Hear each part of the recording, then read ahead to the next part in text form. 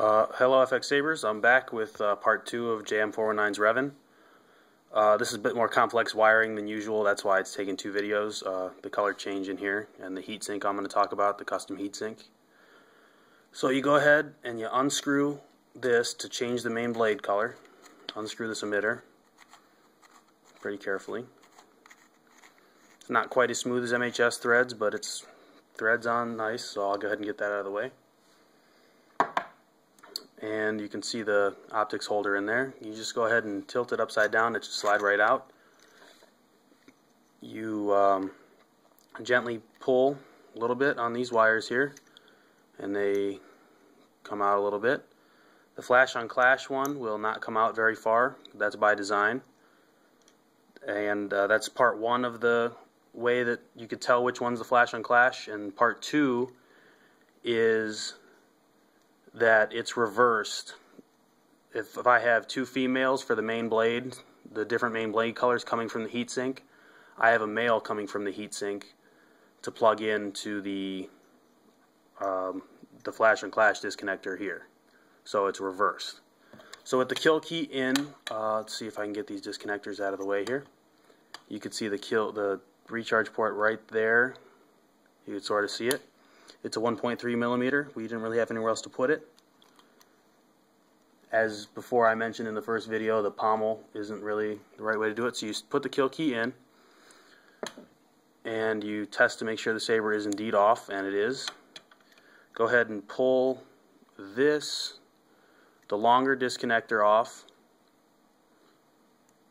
which you'll know which one's is supposed to be the longer one, because the female here is going to match with the female here.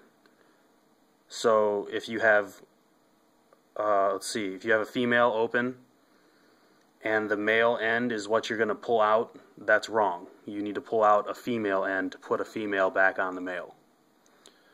So pull out this end and put the other main blade on. It only fits one way. And that should be it. Go ahead and pull the kill key. Before I do that, I'll show you this heatsink. It's a TCSS new style, but it was modified. The optics holder was modified for me by Arcan. He took this diameter here down to 1.25-ish inches to fit inside the hilt here.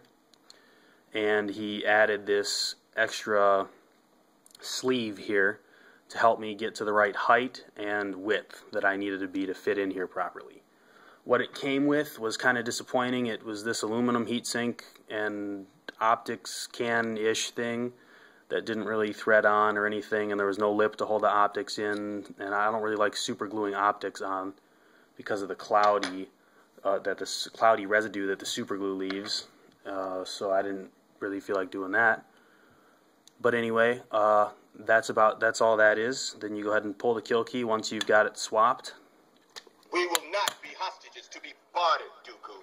And you test it out.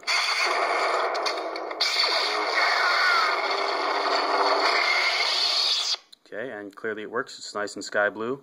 Then carefully, the disconnectors all have to be tucked in right next to, or sort of below the 1.3 millimeter charge port. And it's not that hard to do. It just takes a little bit of time and patience. Once you get them all in there properly,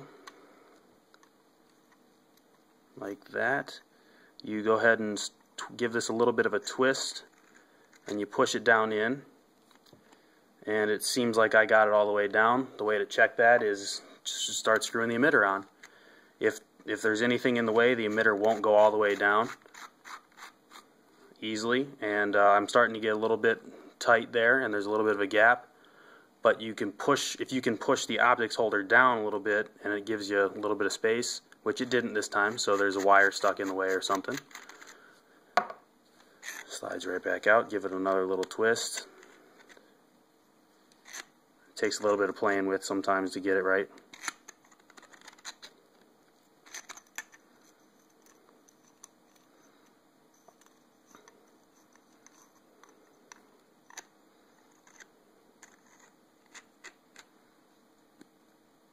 Okay, and that really looks like I got it all the way.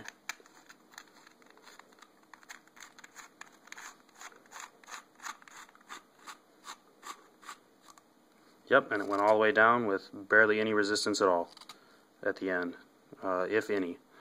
So now the blade is sky blue with the same white flash.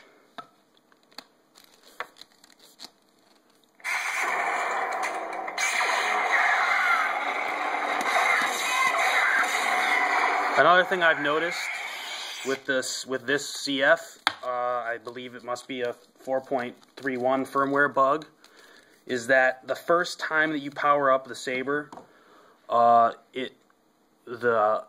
duration of the power on ramp is predefined to a certain time, and the second time that you turn it on with a long power on, you have Q on set to 0 so that it's not predefined by you. It takes a longer time based on the sound.